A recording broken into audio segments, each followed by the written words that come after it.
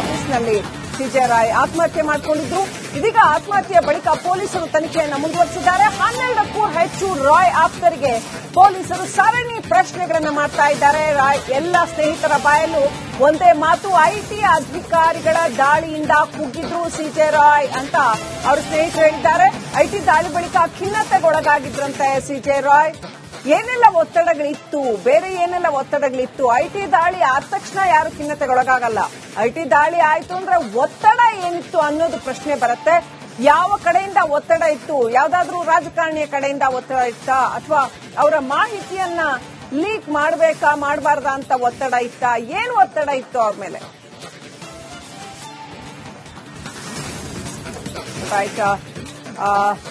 ರಾಯ್ ಅವರ ಪಾರ್ಥಿವ ಶರೀರದ ಅಂತ್ಯ ಸಂಸ್ಕಾರ ನಡೀತಾ ಇದೆ. ಸ್ಥಳದಿಂದ ನಮ್ಮ ಪ್ರತಿನಿಧಿ ರೆಹಮಾನ್ ಮಾಹಿತಿ ಕೊಡ್ತಾ ಇದ್ದಾರೆ. Let's go to him. Rahman, ಅವರ ಕುಟುಂಬಸ್ಥರೆಲ್ಲ ಆಗಮಿಸಿದ್ದಾರಾ? ಅಂತ್ಯ ಸಂಸ್ಕಾರದ ಅಂತಿಮ ವಿಧಿವಿಧಾನಗಳು ಆಗ್ತಾ ಇದ್ದಾವ? ಅಲ್ಲಿ ಏನ್ ನಡೀತಾ ಇದೆ?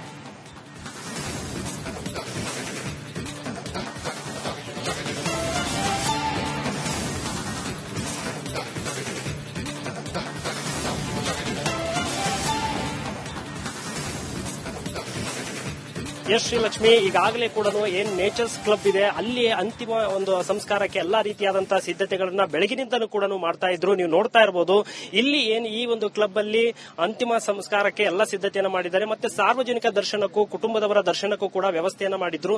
ಏನು ಬೌರಿಂಗ್ ಹಾಸ್ಪಿಟಲ್ ಇಂದ ಏನ್ ಬೆಳಿಗ್ಗೆ 8 ಗಂಟೆಗೆ ಪಾರ್ಥಿವ ಶರೀರ ಹೊರಟಿತು, ಇಲ್ಲಿ 10 ಗಂಟೆಯಿಂದ ಸಾರ್ವಜನಿಕ ದರ್ಶನಕ್ಕೆ ಇಟ್ಟಿದ್ರು. ಇದೇ ಒಂದು ಚಿರಶಾಂತಿ ವಾಹನದ ಮೂಲಕ ಡಾಕ್ಟರ್ ರಾಯ್ ಅವರನ್ನ ಮೃತದೇಹವನ್ನ ಕರೆತರುವಂತಹ ಒಂದು ಪ್ರಯತ್ನವನ್ನ ಮಾಡಿದ್ರು.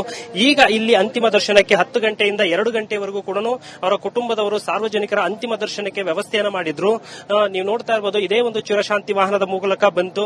ನಂತರ ಇಲ್ಲಿಂದ ಈಗ ಅಂತಿಮ ದರ್ಶನ ಬಳಿಕ ಈಗೇನು ಸೆಂಟ್ ಜೋಸೆಫ್ ಚರ್ಚ್ ಏನಿದೆ ಅಲ್ಲಿ ಕೆಲವೊಂದಿಷ್ಟು ವಿಧಿವಿಧಾನಗಳಿಗೆ ಕರೆದುಕೊಂಡು ಹೋಗುವಂತಹ ಒಂದು ಕೆಲಸವನ್ನ ಮಾಡ್ತಾ ಇದ್ದಾರೆ. ಈಗಾಗಲೇ ಕೂಡ ಚಿರಶಾಂತಿ ವಾಹನವನ್ನ ಎಲ್ಲಾ ರೀತಿಯಾದಂತಹ ಸಿದ್ಧತೆಯನ್ನು ಮಾಡಿದ್ದಾರೆ. ಒಳಗಡೆ ಏನು ಅಂತಿಮ ದರ್ಶನಕ್ಕೆ ವ್ಯವಸ್ಥೆಯನ್ನ ಮಾಡಿದ್ರು, ಅಲ್ಲಿಂದ ಇನ್ನೇನು ರಾಯ್ ಅವರ ಮೃತದೇಹವನ್ನ ಮತ್ತೆ ಇದೇ ಒಂದು ಚಿರಶಾಂತಿ ವಾಹನದ ಮೂಲಕ ಅವರನ್ನ ಚರ್ಚ್ನತ್ತ ಕರೆದುಕೊಂಡು ಹೋಗುವಂತ ಒಂದು ಪ್ರಯತ್ನವನ್ನು ಮಾಡ್ತಾರೆ. ನಂತರ ಚರ್ಚಿನಿಂದ ಬಂದಂತ ತಕ್ಷಣ ಮತ್ತೆ ಇದೇ ಒಂದು ನೇಚರ್ ಕ್ಲಬ್ ಪಾರ್ಕಿನತ್ತ ಮೃತದೇಹವನ್ನ ತರ್ತಾರೆ. ನಂತರ ತಂದ ತಕ್ಷಣ ಏನು ಕ್ರಿಶ್ಚಿಯನ್ ಸಂಪ್ರದಾಯದ ಪ್ರಕಾರ ಅವರನ್ನ ಅಂತ್ಯಕ್ರಿಯೆ ಮಾಡುವಂತ ಒಂದು ಕೆಲಸವನ್ನು ಮಾಡ್ತಾರೆ. ಒಂದು ಆ ಭಾಗದಲ್ಲಿ ನಾ ಏನ್ ತೋರಿಸ್ತಾ ಇದ್ದೀನಿ ಅಲ್ಲೆಲ್ಲ ಚೇರ್ಗಳನ್ನು ನೋಡ್ತಾ ಇರಬಹುದು. ಅದರ ಎದುರುಗಡೆ ಭಾಗದಲ್ಲಿ ಅದು ಒಂದು ಅಂತ್ಯಕ್ರಿಯೆಗೆ ಸಂಬಂಧಪಟ್ಟ ಹಾಗೆ ಎಲ್ಲಾ ರೀತಿಯಾದಂತಹ ಒಂದು ವ್ಯವಸ್ಥೆಯನ್ನು ಕೂಡ ಮಾಡಿದ್ದಾರೆ. ಮತ್ತೆ ಅದು ಅಂದ್ರೆ ಅವ್ರೇನು ಪೆಟ್ಟಿಗೆ ಅಂದ್ರೆ ಕ್ರಿಶ್ಚಿಯನ್ ಸಂಪ್ರದಾಯದ ಪ್ರಕಾರ ಅದೇನು ಪೆಟ್ಟಿಗೆ ಇರುತ್ತೆ, ಆ ಪೆಟ್ಟಿಗೆ ಮೇಲೆ ಕೂಡ ಡಾಕ್ಟರ್ ರಾಯ್ ಮತ್ತೆ ಅವರ ಒಂದು ಏಜು ಮತ್ತೆ ಅವರ ಹೆಸರನ್ನು ಕೂಡ ಅದರಲ್ಲಿ ಮೆನ್ಷನ್ ಮಾಡಿದ್ದಾರೆ. ಆ ಒಂದು ಭಾಗದಲ್ಲಿ ಎಲ್ಲಾ ರೀತಿಯಾದಂತಹ ಒಂದು ವ್ಯವಸ್ಥೆ ಅಂತ್ಯಕ್ರಿಯೆಗೆ ಮಾಡಿದ್ದಾರೆ ಅಂತ ಹೇಳ್ಬೋದು. ನಂತರ ಈ ಒಂದು ಚಿರಶಾಂತಿ ವಾಹನದ ಮೂಲಕ ಚರ್ಚ್ಗೆ ಹೋಗಿ ಅಲ್ಲಿ ಪಾದ್ರಿಗಳ ಮುಖಾಂತರ ಚರ್ಚ್ ಅಲ್ಲಿ ಅವರ ಒಂದು ಕ್ರಿಶ್ಚಿಯನ್ ಸಂಪ್ರದಾಯದ ಮುಖಾಂತರ ವಿಧಿವಿಧಾನಗಳು ನಡೆಯುತ್ತೆ. ಸುಮಾರು ಒಂದು 3-3:30-4 ಗಂಟೆವರೆಗೂ ಕೂಡ ವಿಧಿವಿಧಾನಗಳು ನಡೆಯುತ್ತಂತೆ. ಕುಟುಂಬಸ್ಥರು ಕೂಡ ಬೆಳಿಗ್ಗೆಯಿಂದಲೂ ಎಲ್ಲರೂ ಕೂಡ ಬಂದಿದ್ದಾರೆ. ಮತ್ತೆ ಅವರ ಸಂಬಂಧಿಕರಾಗಿರ್ಬೋದು, ಕೆಲವೊಂದಿಷ್ಟು ರಾಜಕಾರಣಿಗಳಾಗಿರ್ಬೋದು, ಅವರ ಆತ್ಮೀಯರಾಗಿರ್ಬೋದು, ಮತ್ತೆ ಬಿಸಿನೆಸ್ ಪಾರ್ಟ್ನರ್ಸ್ ಆಗಿರ್ಬೋದು, ಸಂಪೂರ್ಣವಾಗಿ ಎಲ್ಲರೂ ಕೂಡ ಬೆಳಿಗ್ಗೆಯಿಂದ ಅವರ ದರ್ಶನವನ್ನ ಪಡೆದಿದ್ದಾರೆ. ನಂತರ ಇಲ್ಲಿಂದ ಚರ್ಚ್ನ ಅಂದ್ರೆ ಕುಟುಂಬದವರು ಕಂಪ್ಲೀಟ್ ಆಗಿ ಚರ್ಚ್ಗೆ ಹೋಗ್ತಾರೆ. ಅದನ್ನು ಬಿಟ್ಟು ಬೇರೆ ಇನ್ಯಾರೂ ಹೋಗೋದಿಲ್ಲ. ಕುಟುಂಬದವರು ಅದು ವಿಧಿವಿಧಾನವನ್ನ ಮುಗಿಸಿಕೊಂಡು ನಂತರ ಏನು ಇಲ್ಲಿಗೆ ಬರ್ತಾರೆ. ಇಲ್ಲಿಗೆ ಬಂದು ಒಂದು ಅಂತಿಮ ಒಂದು ಕ್ರಿಯೆಯನ್ನ ಮಾಡಲಿಕ್ಕೆ ಎಲ್ಲಾ ರೀತಿಯಾದಂತಹ ಸಿದ್ಧತೆಗಳನ್ನ ಈಗಾಗಲೇ ಮಾಡಿಕೊಂಡಿದ್ದಾರೆ. ಶ್ರೀಲಕ್ಷ್ಮಿ, ರೆಹಮಾನ್, ಇನ್ನು ಯಾರೆಲ್ಲ ಗಣ್ಯರು ಆಗಮಿಸ್ತಾ ಇದ್ದಾರೆ ಇವರ ಅಂತ್ಯ ಸಂಸ್ಕಾರವನ್ನ ಅಲ್ಲಿ ಅಂತಿಮ ನಮನವನ್ನ ಸಲ್ಲಿಸೋದಕ್ಕೆ ಯಾರೆಲ್ಲ ಗಣ್ಯರು ಆಗಮಿಸ್ತಾ ಇದ್ದಾರೆ, ಜೊತೆಗೆ ಏನೆಲ್ಲ ಸಿದ್ಧತೆಗಳನ್ನ ಮಾಡಿಕೊಳ್ಳಲಾಗಿದೆ, ಅಲ್ಲಿ ರೆಸಾರ್ಟ್ನಲ್ಲಿ ಅಂತ್ಯ ಸಂಸ್ಕಾರವನ್ನ ನಡೆಸಲಾಗುತ್ತೆ ಅಂತ ಹೇಳಲಾಗ್ತಾ ಇದೆ. ಸೊ ಅವರ ಕುಟುಂಬಸ್ಥರು ಯಾರೆಲ್ಲ ಆಗಮಿಸಿದ್ದಾರೆ, ಇನ್ನು ಉದ್ಯಮ ಲೋಕದ ಅನೇಕ ಸ್ನೇಹಿತರು ಗಣ್ಯರು ಕೂಡ ಬಹುಶಃ ಆಗಮಿಸ್ತಾರೆ ಅಂತ ಅನ್ಸುತ್ತೆ. ಏನೆಲ್ಲ ಡೀಟೇಲ್ಸ್ ಇದೆ?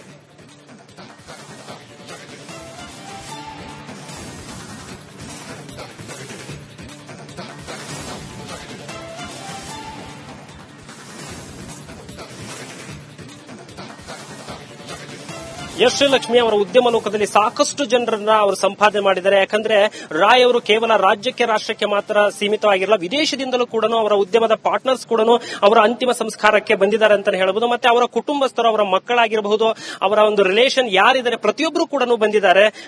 ಏನು ಈ ಒಂದು ವೈಟ್ ಏನ್ ಹೌಸ್ ಕಾಣ್ತಾ ಇದೆ, ಈ ಒಂದು ಹೌಸ್ ಒಳಗಡೆ ರಾಯ್ ಅವರ ಮೃತದೇಹವನ್ನ ಇರಿಸಿದ್ರು.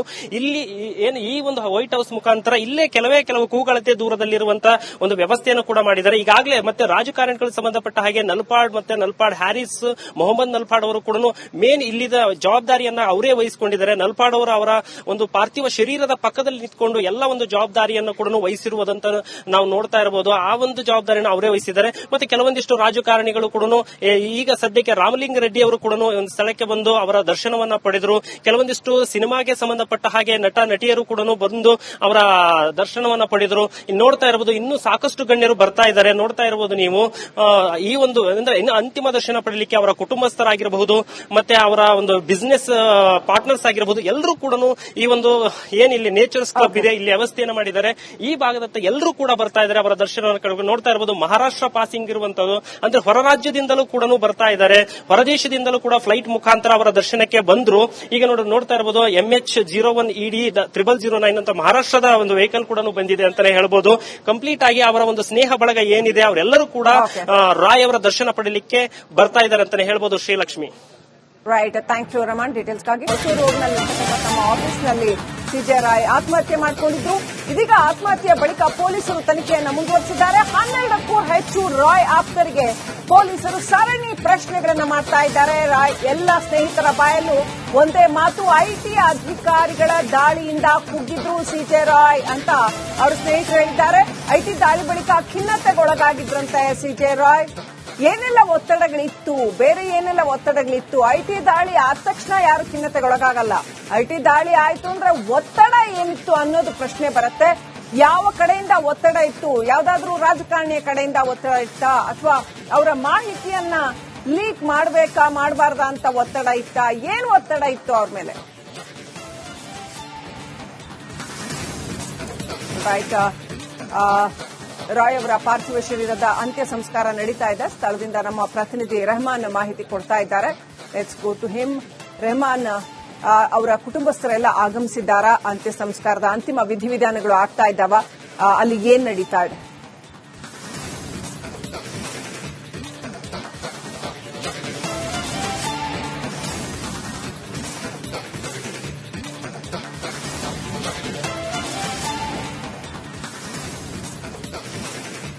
ಎಸ್ ಶ್ರೀಲಕ್ಷ್ಮಿ, ಈಗಾಗಲೇ ಕೂಡ ಏನ್ ನೇಚರ್ಸ್ ಕ್ಲಬ್ ಇದೆ ಅಲ್ಲಿ ಅಂತಿಮ ಒಂದು ಸಂಸ್ಕಾರಕ್ಕೆ ಎಲ್ಲಾ ರೀತಿಯಾದಂತಹ ಸಿದ್ಧತೆಗಳನ್ನ ಬೆಳಗಿನಿಂದನೂ ಕೂಡ ಮಾಡ್ತಾ ಇದ್ರು. ನೀವು ನೋಡ್ತಾ ಇರಬಹುದು ಇಲ್ಲಿ ಏನ್ ಈ ಒಂದು ಕ್ಲಬ್ ಅಲ್ಲಿ ಅಂತಿಮ ಸಂಸ್ಕಾರಕ್ಕೆ ಎಲ್ಲ ಸಿದ್ಧತೆಯನ್ನು ಮಾಡಿದ್ದಾರೆ. ಮತ್ತೆ ಸಾರ್ವಜನಿಕ ದರ್ಶನಕ್ಕೂ ಕುಟುಂಬದವರ ದರ್ಶನಕ್ಕೂ ಕೂಡ ವ್ಯವಸ್ಥೆಯನ್ನ ಮಾಡಿದ್ರು.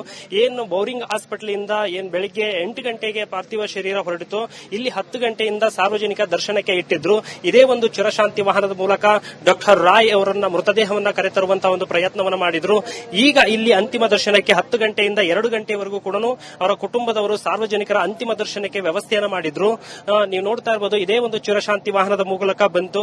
ನಂತರ ಇಲ್ಲಿಂದ ಈಗ ಅಂತಿಮ ದರ್ಶನ ಬಳಿಕ ಈಗೇನು ಸೆಂಟ್ ಜೋಸೆಫ್ ಚರ್ಚ್ ಏನಿದೆ ಅಲ್ಲಿ ಕೆಲವೊಂದಿಷ್ಟು ವಿಧಿವಿಧಾನಗಳಿಗೆ ಕರೆದುಕೊಂಡು ಹೋಗುವಂತಹ ಒಂದು ಕೆಲಸವನ್ನ ಮಾಡ್ತಾ ಇದ್ದಾರೆ.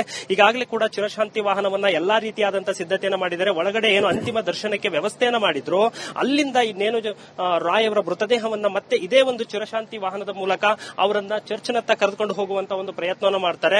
ನಂತರ ಚರ್ಚಿನಿಂದ ಬಂದಂತ ತಕ್ಷಣ ಮತ್ತೆ ಇದೇ ಒಂದು ನೇಚರ್ ಕ್ಲಬ್ ಪಾರ್ಕಿನತ್ತ ಮೃತದೇಹವನ್ನ ತರ್ತಾರೆ. ನಂತರ ತಂದ ತಕ್ಷಣ ಏನು ಕ್ರಿಶ್ಚಿಯನ್ ಸಂಪ್ರದಾಯದ ಪ್ರಕಾರ ಅವರನ್ನ ಅಂತ್ಯಕ್ರಿಯೆ ಮಾಡುವಂತ ಒಂದು ಕೆಲಸವನ್ನು ಮಾಡ್ತಾರೆ. ಒಂದು ಆ ಭಾಗದಲ್ಲಿ ನಾ ಏನ್ ತೋರಿಸ್ತಾ ಇದ್ದೀನಿ ಅಲ್ಲೆಲ್ಲ ಚೇರ್ಗಳನ್ನು ನೋಡ್ತಾ ಇರಬಹುದು. ಅದರ ಎದುರುಗಡೆ ಭಾಗದಲ್ಲಿ ಅದು ಒಂದು ಅಂತ್ಯಕ್ರಿಯೆಗೆ ಸಂಬಂಧಪಟ್ಟ ಹಾಗೆ ಎಲ್ಲಾ ರೀತಿಯಾದಂತಹ ಒಂದು ವ್ಯವಸ್ಥೆಯನ್ನು ಕೂಡ ಮಾಡಿದ್ದಾರೆ. ಮತ್ತೆ ಅದು ಅಂದ್ರೆ ಅವ್ರೇನು ಪೆಟ್ಟಿಗೆ ಅಂದ್ರೆ ಕ್ರಿಶ್ಚಿಯನ್ ಸಂಪ್ರದಾಯದ ಪ್ರಕಾರ ಅದು ಏನು ಪೆಟ್ಟಿಗೆ ಇರುತ್ತೆ, ಆ ಪೆಟ್ಟಿಗೆ ಮೇಲೆ ಕೂಡ ಡಾಕ್ಟರ್ ರಾಯ್ ಮತ್ತೆ ಅವರ ಒಂದು ಏಜ್ ಮತ್ತೆ ಅವರ ಹೆಸರನ್ನು ಕೂಡ ಅದರಲ್ಲಿ ಮೆನ್ಷನ್ ಮಾಡಿದ್ದಾರೆ. ಆ ಒಂದು ಭಾಗದಲ್ಲಿ ಎಲ್ಲಾ ರೀತಿಯಾದಂತಹ ಒಂದು ವ್ಯವಸ್ಥೆ ಅಂತ್ಯಕ್ರಿಯೆಗೆ ಮಾಡಿದ್ದಾರೆ ಅಂತ ಹೇಳ್ಬೋದು. ನಂತರ ಈ ಒಂದು ಚಿರಶಾಂತಿ ವಾಹನದ ಮೂಲಕ ಚರ್ಚ್ಗೆ ಹೋಗಿ ಅಲ್ಲಿ ಪಾದ್ರಿಗಳ ಮುಖಾಂತರ ಚರ್ಚ್ ಅಲ್ಲಿ ಅವರ ಒಂದು ಕ್ರಿಶ್ಚಿಯನ್ ಸಂಪ್ರದಾಯದ ಮುಖಾಂತರ ವಿಧಿವಿಧಾನಗಳು ನಡೆಯುತ್ತೆ.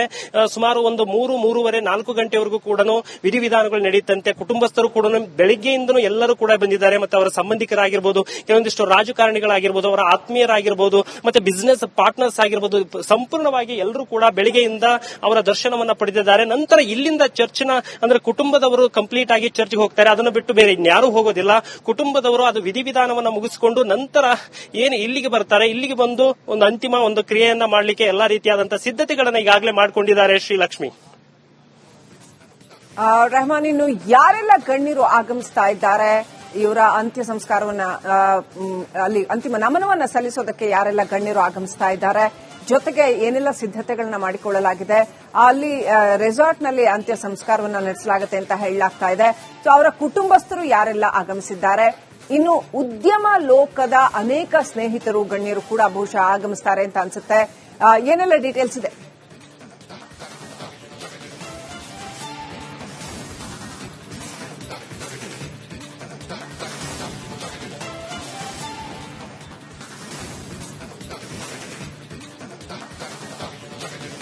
ಎಸ್ ಲಕ್ಷ್ಮಿ ಅವರ ಉದ್ಯಮ ಲೋಕದಲ್ಲಿ ಸಾಕಷ್ಟು ಜನರನ್ನ ಅವರು ಸಂಪಾದನೆ ಮಾಡಿದ್ದಾರೆ. ಯಾಕಂದ್ರೆ ರಾಯ್ ಅವರು ಕೇವಲ ರಾಜ್ಯಕ್ಕೆ ರಾಷ್ಟ್ರಕ್ಕೆ ಮಾತ್ರ ಸೀಮಿತವಾಗಿರಲ್ಲ, ವಿದೇಶದಿಂದಲೂ ಕೂಡ ಅವರ ಉದ್ಯಮದ ಪಾರ್ಟ್ನರ್ಸ್ ಕೂಡ ಅವರ ಅಂತಿಮ ಸಂಸ್ಕಾರಕ್ಕೆ ಬಂದಿದ್ದಾರೆ ಅಂತಾನೆ ಹೇಳಬಹುದು. ಮತ್ತೆ ಅವರ ಕುಟುಂಬಸ್ಥರು, ಅವರ ಮಕ್ಕಳಾಗಿರಬಹುದು, ಅವರ ಒಂದು ರಿಲೇಷನ್ ಯಾರಿದ್ದಾರೆ ಪ್ರತಿಯೊಬ್ಬರು ಕೂಡ ಬಂದಿದ್ದಾರೆ.